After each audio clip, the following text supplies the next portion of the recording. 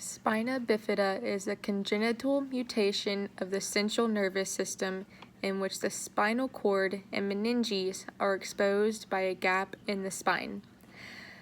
Myelomeningocele is the most severe and common form of spina bifida, in which the spinal cord protrudes out from the meninges. Along with the disease are many other associated conditions and symptoms that can affect brain functioning and other dysfunctions. This longitudinal case study involves a 14-year-old girl who has a myelomeningocele along with other physical and mental disabilities. Her symptoms and associated conditions include hydrocephalus, cerebellar malfunction, seizures, tethered spinal cord syndrome, and a few other conditions. The researchers hypothesized that shunts and a series of neuropsychological assessments as part of her treatment would demonstrate improvements in her physical, neural, and psychological functioning.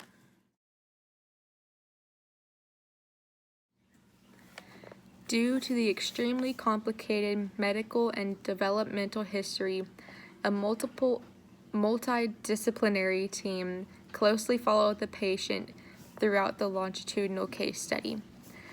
Researchers reviewed the girl's medical records showing all of the developments, treatments, and surgeries throughout her life. Prenatal studies showed that the girl was exposed to cocaine during growth in the womb, which definitely could be a factor as to why she has the disease. Shunts were performed on the patient as early as 7 days old. A shunt is moving body fluid from one place to another, in this case to relieve the pressure from her hydrocephalus condition. Many shunt revisions were also performed, which are surgeries that alter shunts in order to allow flow of cerebrospinal fluid to commence. At least 3 of these shunt revisions were performed to help physical and mental functioning. The conductors of this case study also performed neuropsychological assessments to measure different domains of the patient's functioning.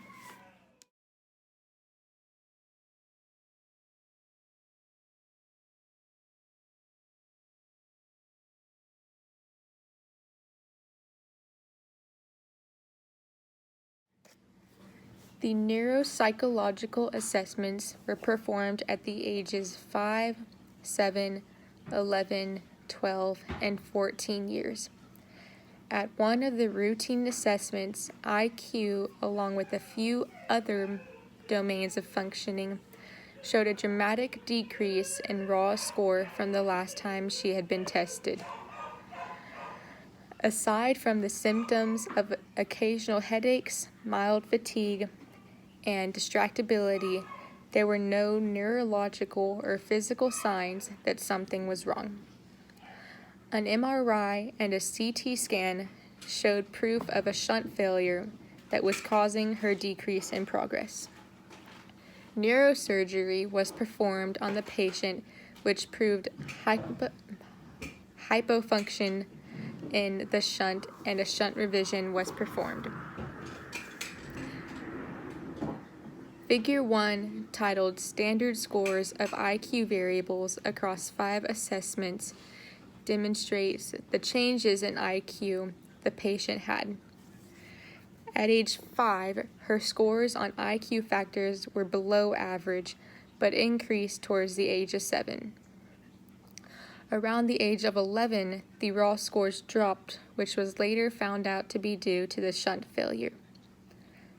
After the shunt revision, most IQ factors leveled out, but the VIQ, or verbal IQ, continued to drop in score.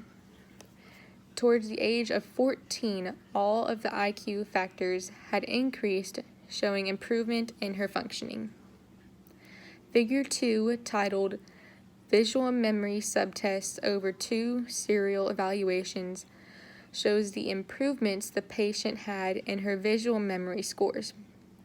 Tests such as the dot location test and the face delay trials were used in examining her visual memory.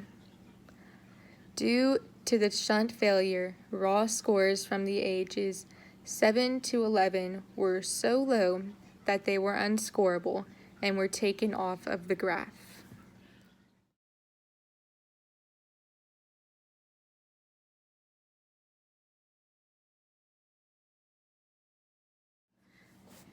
After the shunt revision, however, there were finally improvements in the visual memory test scores. Figure 3, titled Developmental Visual Motor Test, shows the changes in visual motor skills throughout the longitudinal case study. Yet another deterioration in functional ability occurred in the period of the shunt failure. During this period, she showed frequent poor physical functioning on tests of graphomotor speed, which is a test of your writing speed, and manual dexterity, which is a test of the patient's ability to use their hands to perform difficult tasks quickly and with ease.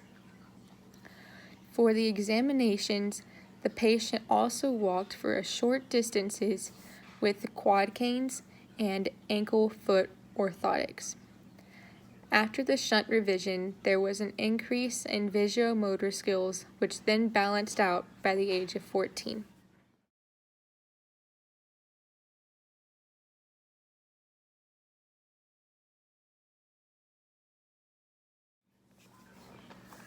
Throughout the study, it was realized that many areas of physical and cognitive functions were negatively impacted by the failure of shunts and her hydrocephalus condition.